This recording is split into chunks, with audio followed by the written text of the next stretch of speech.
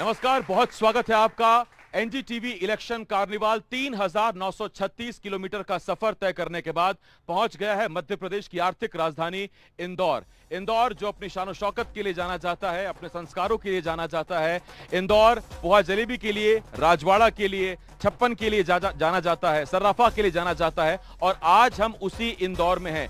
यूं तो इंदौर बीजेपी का गढ़ रहा है, लेकिन इस बार अक्षय कांति बम कांग्रेस की तरफ से हैं, तो बीजेपी की तरफ से शंकर लालवानी एक बार फिर चुनौती दे रहे हैं। और हम यही जानने की कोशिश करेंगे, लोगों से बात करेंगे। हमारे साथ इंदौर के महापौर होंगे, कांग्रेस के प्रत्याशी अक्षय कांति बम होंगे, और इसके साथ साथ हमारे साथ एक खास आवाज भी होगी जिन्हें आप रेडियो पर सुनते थे क्रिकेट कमेंट्री में। सुशील दोषी जी इस वक्त हमारे साथ आज यहां जुड़ेंगे। तो आगे एनडीटीवी इलेक्शन कार्निवाल में कवि भी होंगे जो कविता के माध्यम से बताएंगे कि इंदौरी क्या चाहते हैं, इंदौरियों की क्या चाहत है।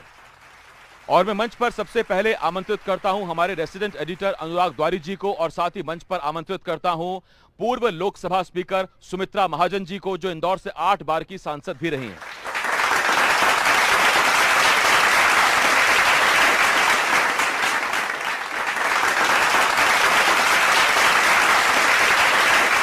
आज हमारे साथ एक बेहद ख़ास मेहमान हैं। वो दूसरी महिला थीं जो लोकसभा की स्पीकर रहीं, और चिपलून से लेकर इंदौर तक का उनका सफ़र है। उनके खाते में भी एक मातोश्री है, मुंबई वाला नहीं, लेकिन उनकी किताब है।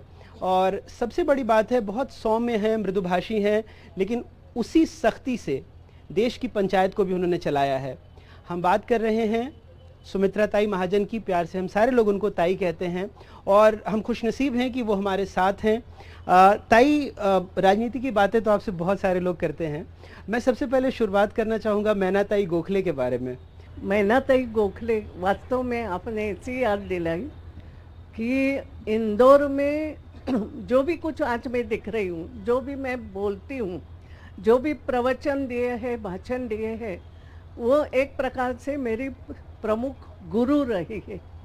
यानी इंदौर में जब मैं आई, राष्ट्र सेविका समिति में जाती थी, तो राष्ट्र सेविका समिति में मैना ताई गोखले यानी राष्ट्र सेविका समिति की जो प्रमुख थी, हमारी संस्थापक मौसी केलकर, उनकी वो बहन थी। और मौसी केलकर रामायण पे प्रवचन करती थी। मैना ताई भी उतने ही सुंदर प्रवचन अलग अलग विषयों पे और रामायण पे। तो जब ये बात आई कि अब प्रवचन की संख्या बढ़ाना है और जगह भी जाना पड़ेगा, करना है, और उस समय उन्होंने कहा अब नए लोगों को तैयार करना है, तो मुझे कहा आप जाएगी। मैंने कहा मुझे नहीं कुछ आता। बोले मैं सिखाऊंगी।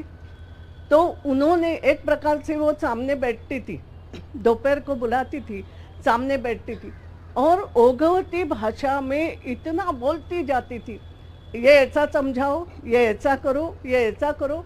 मैं केवल जैसे बोलते ना, कानों में प्राण ला करके मैं उनकी बात सुनती थी। और जो भी मैं आज बनी हूँ, वास्तव में मैं रामायण पे बोलती थी, फिर महाभारत की स्त्रियों पर बोलने लगी, उसके बाद विवेकानंद, अरविंदो, ये अलग अलग विषय मैंने अभ्यास के लिए लिए। वो उनकी एक प्रकार से उन्होंने जो स्फूर्ति दी, जो सिखाया, मुझे बताया कौन से पुस्तक पढ़ना, ये भी बताती थी, पुस्तक उपलब्ध कराती थी। और फिर मैं हिंदी में भी प्रवचन करने लगी। तो एक प्रकार से मेरा भरपूर जो शिक्षा मुझे मिली ये राष्ट्र सेविका समिति की और भी महिलाएं थी, उनके साथ रह करके एक मेरा आकृति बंध तैयार हो गया, ऐसे आप तो आपकी बातों से एक तो लग रहा है कि वो परम विदुषी तो थी ही, और आप थोड़ा लड़खड़ाई, और आप थोड़े भावुक भी हो गई उनके जिक्र से। हाँ, नहीं हो तो ताई, आप व्यासपीठ पर भी बैठी हैं और जो देश की संसद को भी चलाया है, तो क्या कुछ अनुभव यहाँ से वहाँ या वहाँ से यहाँ आया, और वहाँ देश की संसद को चलाने में कैसा अनुभव रहा, अगर थोड़े में समेट पाए आप? मैंने कहा ना, ये मेरा आकृति बंध जो बना ना शुरू से राष्ट्र सेविका समिति में, उसके बाद जनता पार्टी में काम किया, संगठन में काम किया, कुशाभाऊ ठाकरे जैसे संगठन पुरुष हम जिनको कहते हैं, हमारे आदर्श, उनका जीवन देखा, उनके एक प्रकार से उनके मार्गदर्शन में, राजमाता जी। तो ये जो एक तैयारी होती चली गई, और इसलिए जब मैं स्पीकर की कुर्सी पे बैठी तो एक तो तब तक मेरे 8 चुनाव हो चुके थे और पार्लियामेंट पूरी तरीके से परिचित हो गई थी, पार्लियामेंट का काम कैसे चलता इससे परिचित हो गई थी। और एक बात मैंने जीवन में काम करते करते सीखी कि गुस्से से कुछ नहीं होता है, आप सौम्यता से बात करो तो सामने वाला भी आपकी बात सुनता है। पर मोदी जी तो कहते हैं पार्टी में इकलौती आप ही हैं जो उनको डांट सकती हैं। देखो, डांटना भी तो सौम्यता से भी डांटना हो सकता है। तो कभी मोदी जी को डांटा आपने वैसे? वो तो यूं ही बोलते हैं। हाँ, लेकिन एक बात जरूर बताऊंगी, जब हम आपस में बात करने बैठते थे तो मैं जरूर कई प्रश्न उनको कि आपने ऐसा क्यों किया, ये नहीं होना चाहिए, ये बोलने की हिम्मत और होना भी चाहिए।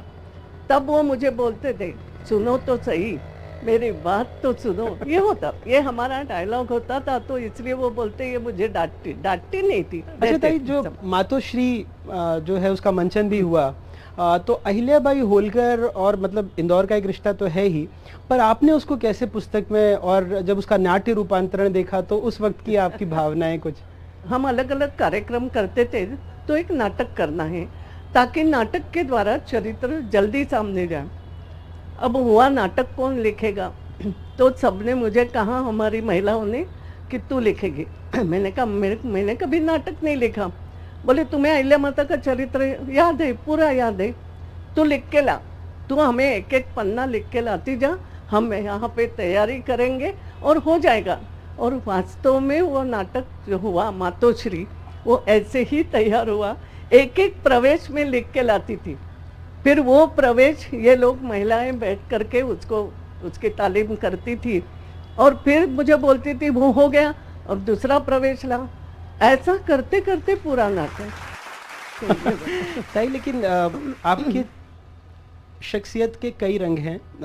आप लेखिका नहीं हैं फिर भी लिखा, आप स्वभाव से ऐसा लगता है कई बार इतना भावुक होती हैं, तो जो एक ठोस राजनीतिज्ञ होता है वैसी नहीं है, फिर भी आप इतने लंबे दौर तक और इतने लंबे। किसने कहा कि राजनीतिज्ञों को भावुक नहीं भावुक जो देश के लिए भावुक नहीं होता है वो देश की राजनीति मतलब क्या आजकल करेगा? की सियासत में अक्सर देखा गया है ना कि कहते हैं ना बहुत श्रूड होना चाहिए पॉलिटिशियन को, लेकिन आपने तो रिकॉर्ड बनाया कि महज एक बार आप विधानसभा चुनाव हारी और फिर एक ही सीट से 8 बार एक ही दल से, तो ये भी अपने आप में बहुत कॉन्ट्रडिक्शन है।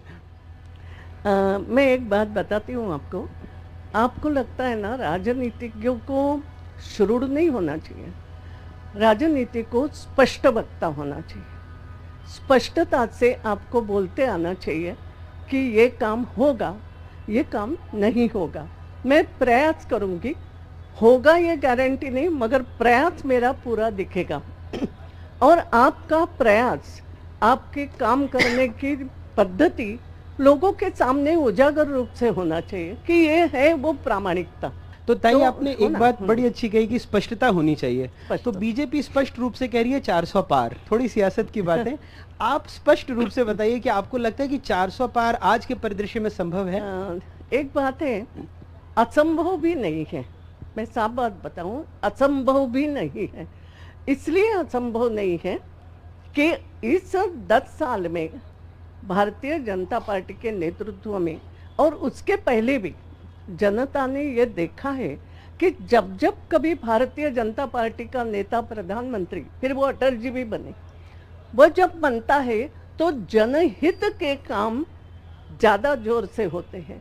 और मेरा कहना, लोगों में विश्वास आ गया है। पर फिर लोगों में एक डर है कि कहीं संविधान बदल दिया जाएगा, इस तरह की बातें आ रही हैं, ये आशंका आपके मन में तो नहीं है? एक तो मुझे बताओ, बदलना क्या होता है? संविधान में संशोधन कई हो गए, 100वां संशोधन तो मेरे सामने ही हुआ ना। मैं जब स्पीकर की, यानी संशोधन तो हो रहे हैं ना। बिल्कुल। संविधान के प्रियम्बल में बदलाव हो गया ना इमरजेंसी के समय, आपको याद होगा। बिल्कुल। तो होते हैं ना, मगर ये संशोधन बोला जाता है। भारत का संविधान एक ऐसा संविधान बना है, उसमें परिवर्तन करके नहीं मगर संशोधित करके उसको आज की काल के अनुसार, आज की आवश्यकता के अनुसार उसमें बदलाव किया जाता है। और वो बदलाव भले के लिए होता है। और वो जो भावना आ गई है, उस भावना को हमारे कार्यकर्ता घर घर जाके बल दे रहे हैं और इसलिए हम कहते हैं कि हो भी सकता है लेकिन- चमत्कार मध्य प्रदेश में। ताई एक बात चली थी बीजेपी जब पहले कि हम कांग्रेस मुक्त भारत करेंगे, पर अभी तो ऐसा लग रहा है कि बीजेपी युक्त कांग्रेस युक्त बीजेपी होती जा रही है और भोपाल में पार्टी दफ्तर के बाहर जो कांग्रेस का दफ्तर है वो लेकर आ जाएंगे, तो ये स्थिति क्यों बन रही है? देखो बात ये है, हम जैसे बोलते हैं ना, जो कन्हैया के पास गया वो कन्हैया का हो गया। भाव में होते हैं ना, तो जो राम के चरणों में गया राममय हो गया। वैसे मैंने कहा कांग्रेस में भी अच्छे लोग हैं, मैं ये नहीं कहूँगी नहीं है, मगर अब ऐसा अगर होता है तो आए। मुक्त यानी क्या होता है कि है ही नहीं ऐसी स्थिति। मगर मैं चाहूँगी, मेरे जैसी व्यक्ति चाहेगी कि आज के प्रजातंत्र में प्रतिपक्ष भी ताकतवर होना चाहिए। बात सुनो मेरी, ताकतवर होना चाहिए। प्रतिपक्ष भी समझ करके अपनी बात रखने वाला होना चाहिए। ताई जाते जाते, चूंकि आप कला, संस्कृति, वकालत सारे पेशों से जुड़ी रही हैं, खाली वक्त में ताई क्या करती हैं? क्या सुनना, क्या पढ़ना, क्या लिखना, क्या फिल्में देखना, क्या पसंद करती हैं आप? मैं सच बात करती हूँ कि एक तो पढ़ना बहुत पढ़ती हूँ। लोग मुझे किताब भेजते हैं, आजकल उल्टा हो गया। पहले मैं अपनी सुविधा से पढ़ती थी। मुझे ऐतिहासिक किताबें पढ़ने का बहुत शौक है, धार्मिक भी है और राजनीतिक भी थोड़ा थोड़ा पढ़ती हूँ। लेकिन आजकल लोग भेजते हैं कि मैंने ये लिखा है, अब आप इस पर अपना ये दे देना कि कैसे लिखा, इसमें क्या कुछ गलतियाँ, आपको क्या लगता। इसलिए भी पढ़ना पड़ता है। अब थोड़ा वैसे कम हो गया, मगर मैं टीवी सीरियल भी देखती हूँ। एक आध पिक्चर अच्छी आती है तो मैं वो उसको टीवी पे भी, मगर मैं थिएटर में जाके भी आज क्या बात है? हाँ, तो कौन सी देखी अभी अभी आखिरी? वो मैंने देखी, क्या गायब, क्या बोलते हैं, लापता लेडीज ना। अच्छा, लापता अरे बहुत लेडीज। सुंदर पिक्चर। हाँ, और संगीत सुनती हैं आप? क्लासिकल, सेमी क्लासिकल, या क्या सुनती हैं? भजन क्या आपको अच्छा पसंद है ज्यादा? संगीत जी। संगीत तो भावगीत जिसको बोलते हैं ना, वो ज्यादा पसंद। मगर मैं क्लासिकल भी सुन सकती हूँ, 3-3 घंटे भी अच्छा। सुनती हूँ। हाँ, इंदौर के कार्यक्रम में जाती बिल्कुल। और आपका सबसे पसंदीदा हिंदी फिल्मी गाना कौन सा है जो हमेशा कानों में गूंजता है? वो सही में गाना है, वो बहुत बचता सुनती हूँ आज भी। अब ये इनको बोलूँ ना तो ये चिढ़ाएगी मुझे। नहीं आप सुनना तो चाहते हैं आप सारे लोग। ऐसी चीजें अब इस उम्र में नहीं पूछते। कोई बात नहीं ताई, आप आपके लिए वो उम्र का ब्रैकेट नहीं है, आप सिर्फ बता दीजिए कि कौन सा गाना है। नहीं, सच्ची बताऊँ, मेरा हीरो उस समय हमारा था देवानंद। क्या बात है हाँ? ताई, मुझे भी उनके सारे ही गाने पसंद हैं। हाँ, मगर उसमें अभी ना जाओ छोड़ के, वो जो क्या बात, वाह। मन तो नहीं कर रहा है लेकिन अब कहना ही पड़ेगा। लेकिन जाते जाते मैं ये जरूर कहूंगा, अभी ना जाओ छोड़ के कि दिल अभी भरा नहीं। ताई बहुत बहुत शुक्रिया, बहुत अच्छा लगा यही आपसे बात करके। कहोगे तुम सदा कि दिल तो इसलिए बहुत- जाना पड़ेगा। बहुत बहुत शुक्रिया ताई। तो Thank you, thank you. ताई ने इतनी अच्छी बातें कही, आप सबके लिए भी, युवा नेताओं के लिए भी, पार्टी वर्कर्स के लिए भी। सिर्फ राजनीति मत कीजिए, आपस में घर में फिल्में देखिए, आपस में बात कीजिए, संवाद कीजिए, और यही लोकतंत्र का कारवां है, यही हमारे इलेक्शन कार्निवल का भी मूल मंत्र है। इस लोकतंत्र के सबसे बड़े उत्सव में शामिल होइए, हंसते रहिए, खुश रहिए और आगे बढ़ते रहिए। बहुत बहुत शुक्रिया यही ताई। बात है। एनडीटीवी इलेक्शन कार्निवाल में आपका बहुत स्वागत है। और इस वक्त हमारे साथ एक खास पैनल जुड़ रहा है, और इस पैनल में जो लोग हैं वो इंदौर की जान है, शान है, किसी पहचान के मोहताज नहीं। हमारे साथ पुष्यमित्र भार्गव जी हैं, इंदौर के मेयर। पुष्यमित्र जी, स्वागत करता हूं मैं आपका। अक्षय कांति बम है, लोकसभा प्रत्याशी हैं कांग्रेस से इस बार, और कांग्रेस की टिकट पर चुनाव लड़ रहे हैं। अक्षय जी, स्वागत करता हूं। बहुत-बहुत और एक नमस्कार। खास शख्सियत इस वक्त हमारे साथ मंच पर हैं, सुशील दोषी सर। ये वो आवाज है जिसे आप जब रेडियो पर सुनते थे तो ऐसा लगता था कि बस रेडियो के पीछे ही शायद क्रिकेट चल रहा हो, और उस वक्त पूरा वृत्तांत, पूरा हाल उस आवाज के जरिए ही आप तक पहुंचता था। सुशील सर, बहुत स्वागत करता हूं मैं आपका। बहुत धन्यवाद है। तो चर्चा की शुरुआत करते हैं। सबसे पहले पुष्यमित्र भार्गव जी, आपसे मेरा सवाल, जब से इंदौर लोकसभा सीट बनी है तब से मुझे याद आता है शायद एक बार निर्दलीय प्रत्याशी की जीत हुई, या तो पीसी सेठी साहब का किसी जमाने में एक जलवा रहा, और उसके बाद 8 बार सुमित्रा ताई और फिर शंकर लालवानी साहब। तो बीजेपी का गढ़ ये सीट रही है। इस बार की क्या स्थिति लगती है? इंदौर में इस बार बात चल रही है अब की बार 8 लाख पार। पिछली बार हम 5.5 लाख मतों से जीते थे और इस 547 बार वही लगभग 5.5 लाख। तो इस बार हम 8 लाख पार की बात कर रहे हैं। तो मोदी जी के 400 पार और भाजपा के प्रत्याशी के 8 लाख पार। तो ये जो कॉन्फिडेंस है, ये जो विश्वास है, ये इस देश का जो नेतृत्व है प्रधानमंत्री नरेंद्र मोदी जी का, भारतीय जनता पार्टी का जो कार्यकर्ता है, जो उनकी योजनाओं को लोगों तक ले जाता है, ये उसका कॉन्फिडेंस है। आपने कहा कि अब की बार यहां 8 लाख से ऊपर की जीत। 2019 में जो लोकसभा चुनाव हुए थे उसमें 5,47,000 का एक बहुत बड़ा मार्जिन से जीते थे शंकर लालवानी, लेकिन तब भी वो देश में उन टॉप 10 सांसदों में नहीं आ पाए थे जिनका मार्जिन उतना था। तो आपको लगता है कि वो टॉप 10 को पीछे छोड़ के वो सीधा इंदौर नंबर 1 बन जाएगी सीट? देखिए, टॉप 10 में शंकर लालवानी जी आएंगे ये हमको विश्वास है, लेकिन 2019 का चुनाव जब इस देश में हुआ तब तक धारा 370 नहीं हटी थी, जब तक राम मंदिर का निर्माण नहीं हुआ था। तो ये 2 ऐसे काम हैं जो भारत के इतिहास में स्वर्णिम अक्षरों से लिखे जाएंगे, और जब वो स्वर्णिम अक्षरों से लिखे जा रहे हैं तो इंदौर की जो जनता है वो ये जानती है कि 8 लाख पार करना, आशीर्वाद देना है प्रधानमंत्री नरेंद्र मोदी जी को, ताकि तीसरी बार जब उनकी सरकार बने तो प्रधानमंत्री जी के नेतृत्व में भारत दुनिया की तीसरी महाशक्ति बने।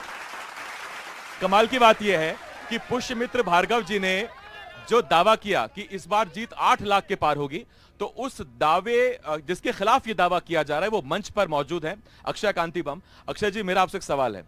आप प्रचार कर रहे हैं, आप आगे बढ़ रहे हैं, पीसी सेठी साहब के बाद कांग्रेस उम्मीद कर रही कि शायद अक्षय वो बम फोड़ देंगे, अब की बार वो कमाल कर देंगे, लेकिन यहां तो दावा ये हो रहा है कि जीत का अंतर 8 लाख होगा।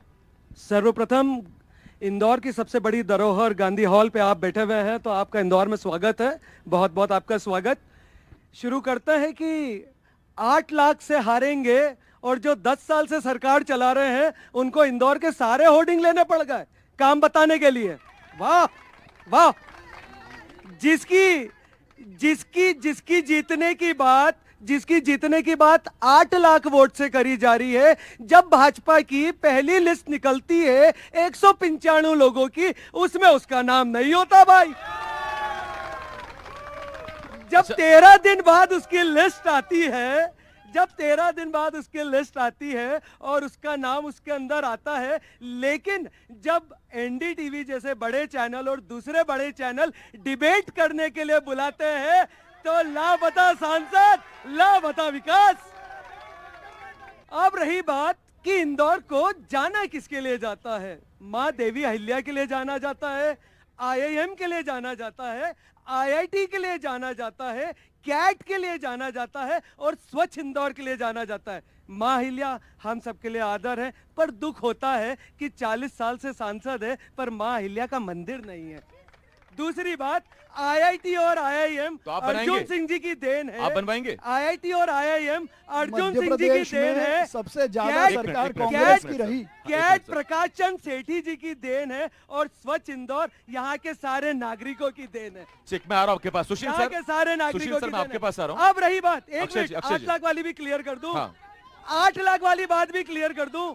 कहते हैं बड़े बुजुर्ग बोलकर गए हैं, बोला सो बेकार का, लिखा एक काम का। कोई लिख कर दे रहा है कि अगर 8 लाख से नहीं जीते या हम गलती से जीत गए तो हम इस्तीफा देंगे, कोई बोल रहा है। और हमारे महापौर साहब तो एडवोकेट हैं, सरस्वती पुत्र हैं, बहुत अच्छी इनकी नॉलेज है, ये जानते हैं कि बोला हुआ सब बेकार का है, लिखा हुआ ही काम का है। ठीक। सुशील सर, मैं आपके पास आ रहा हूं। कई जगह हमने देखा 10वीं पास, 5वीं पास, लेकिन इंदौरियों ने मजबूर कर दिया दोनों पार्टियों को कि आप काबिल पढ़ा लिखा, हमको कम से कम एक बीटेक है और एक पीएचडी, हमको पढ़ा लिखा उम्मीदवार चाहिए। नहीं, इसमें तो कोई संदेह नहीं। देखिए, इंदौर एक ऐसा शहर है जिसकी तरफ पूरा सर, भारत। आपने जैसे शुरुआत की, मुझे वही दौर याद आ गया। ताली बजाइए एक बार सुशील सर के लिए। मुझे वही लगा जैसे मैं अभी भी वही सुन रहा हूँ। बोलिए सर। पूरा भारत उस पर बहुत ही नजदीकी निगाहें रखकर देख रहा है। देखिए, इंदौर के बारे में जगह जगह जहाँ भी मैं जाता हूँ ना, वो कहते हैं कि इंदौर शहर सबसे स्वच्छ शहर है और इसका अनुकरण सभी करना चाहते हैं। लेकिन मुझे दुख होता है कई दफ़े कि जब इसको खाऊ गली का शहर भी कहा जाता है। एक ज़माना था जबकि इसको अहिल्या देवी नगर कहा जाता था, सीके नायडू का शहर कहा जाता था, मुशताक अली साहब का शहर कहा जाता था। लेकिन साथ ही मैं ये भी सोचता हूँ कि खेलकूद के बारे में जो कुछ होना चाहिए, देखिए मैं खेल से जुड़ा हूँ, मैं खेलकूद की बात करूँगा। आज भी ये शहर एक अच्छे स्टेडियम के लिए तरस रहा है। आज भी इस शहर के बड़े बड़े जो क्रिकेटर्स हैं ना, जो हम बात करते हैं कि पुरानी परंपराओं को हमें जीवित रखना है, तो हम देखते हैं कर्नल सीके नायडू साहब का मकान बिक गया, उनकी जगह एक मल्टी स्टोरीज बिक गई। CS नायडू साहब का मकान चला गया, उनकी जगह एक मल्टी बन गई। तो हम अपनी प्रतिभाओं का जो हमें सहेज कर रखने की जो बात हो रही है, वो भी हमें करना चाहिए, कोई भी जीते। पुष्पमित्र जी, एक चीज मैं नहीं भूला, एक बयान आया था आपका, उस पर कई लोगों ने आपत्ति भी दर्ज कराई थी।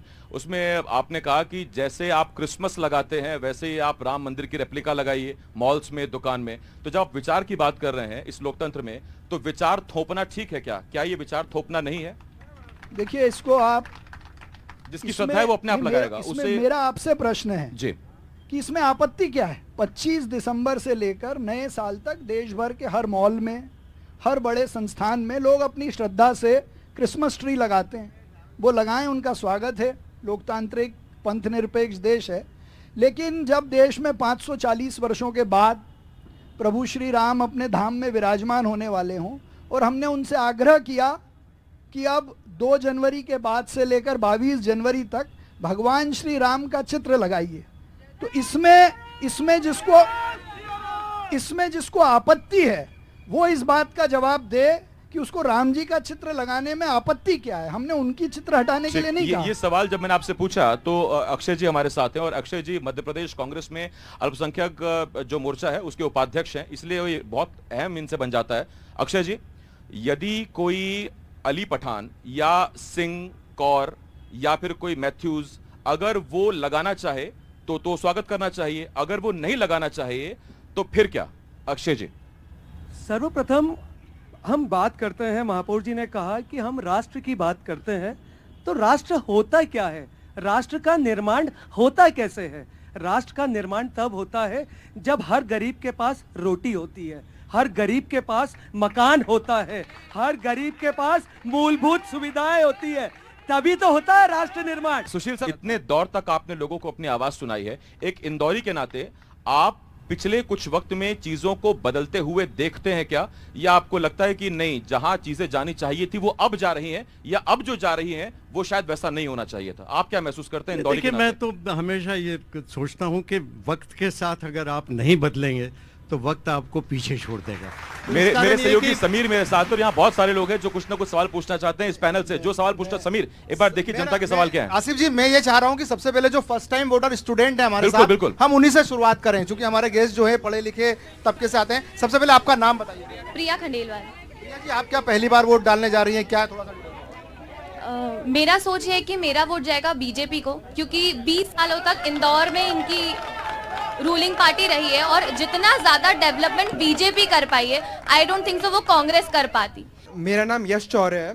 मेरा सवाल महापौर जी से है कि जैसे इंदौर में IIM है, IIT है, बट यहाँ के ग्रेजुएट्स दूसरी सिटीज बैंगलोर, मुंबई में जॉब करने जा रहे हैं, ऐसा कब होगा कि दूसरी सिटी से लोग इंदौर में जॉब करने आएंगे? पुष्पमित्र जी, सवाल यह आया कि यहाँ IIT है, IIM है, उसके बावजूद यहाँ का युवा बाहर नौकरी कर रहा है, ऐसा कब होगा कि बाहर का युवा यहाँ आके नौकरी मांगेगा, यहाँ करेगा? यहाँ का युवा यदि बैंगलोर, हैदराबाद, दिल्ली में नौकरी कर रहा है, इसका मतलब है कि हमने वो उसको बेसिक प्लेटफॉर्म दिया कि उसकी अच्छे पैकेज में बेंगलोर में नौकरी लग रही है। लेकिन आपको ये भी बता दूं कि बेंगलोर के, दिल्ली के, हैदराबाद के लोग अभी इंदौर के TCS, इन्फोसिस, एसेंचर, परसिस्टेंट और कई ग्लोबल हॉस्पिटल्स में इंदौर में आपकी काम बात कर सुनने रहे में अच्छी लगी कि हमने इतना तैयार कर दिया कि वो उस लेवल को compete कर रहे हैं। लेकिन अगर मैं खुद युवा हूं और इंदौरी हूं और मुझे 1 लाख में कोई कहेगा कि आप जाके ज्वाइन करो कश्मीर, और मुझे कहेगा कि इंदौर में आपको 70 मिल जाएंगे, मैं इंदौर में 70 में रहूंगा सर, मैं 1 लाख वहां लेने नहीं जाऊंगा। ये युवा यहाँ का मानेगा? एक मिनट पुष्पमित्र जी, एक मिनट।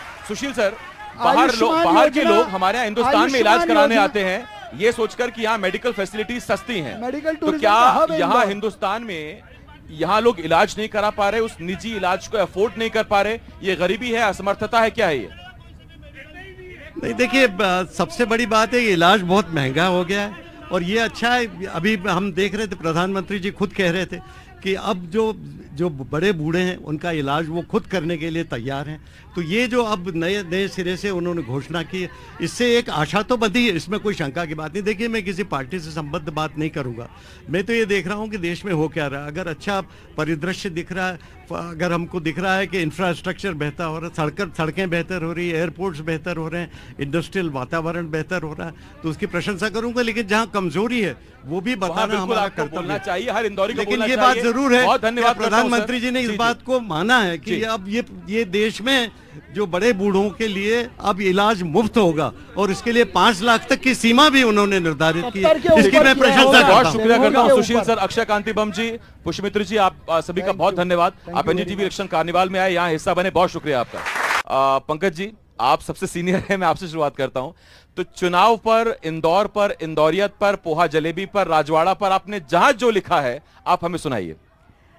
सबसे पहले थैंक यू, धन्यवाद एनडीटीवी। और देखिए, इंदौर के जो बाशिंदे हैं, हम लोग जज्बाती हैं, हम लोग भावनात्मक हैं, और यही कारण है कि 7 बार लगातार जो है हम पूरे देश में स्वच्छता में नंबर 1 आ जाते हैं। तो हम क्या हैं, हम उसको मैं पूरे देश को बताना चाहूँगा कि हम इंदौर के लोग क्या हैं, इंदौरी क्या हैं। देखिए, हम आज के महत्व को समझते हैं।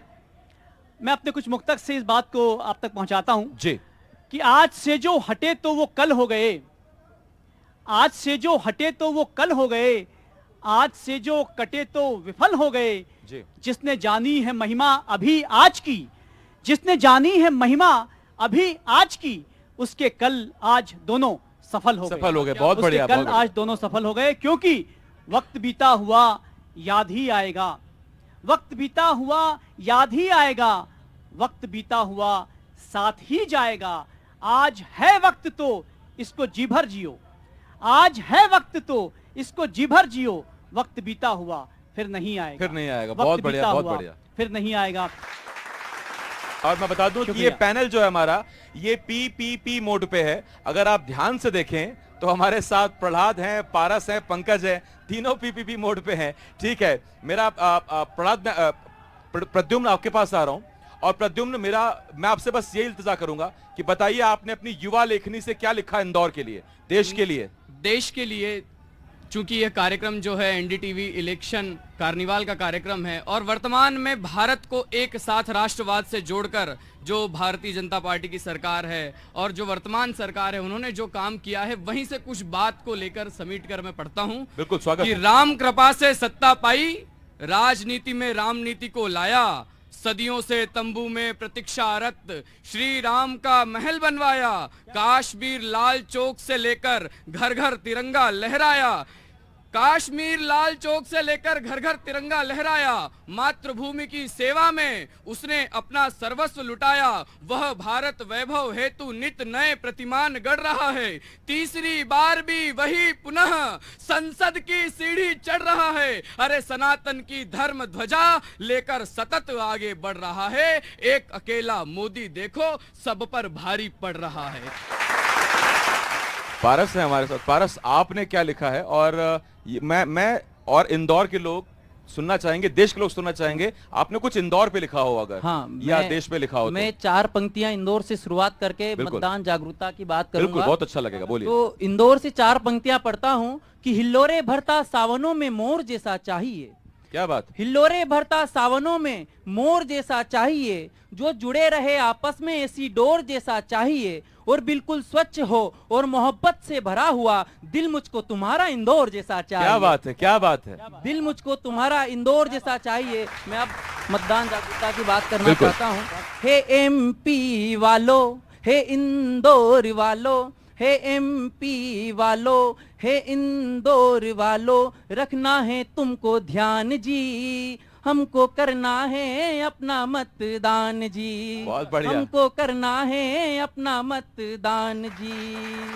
पारस बता रहे हैं करना है अपना मतदान जी, और उसको बिल्कुल भूलिएगा मत, मतदान की तारीख याद रखिएगा, जाकर मतदान जरूर करिएगा। बहुत धन्यवाद करता हूं मैं आपका प्रद्युम्न, पंकज जी और पारस, बहुत शुक्रिया हमारे साथ एनडीटीवी इलेक्शन कार्निवाल का हिस्सा बनने के लिए।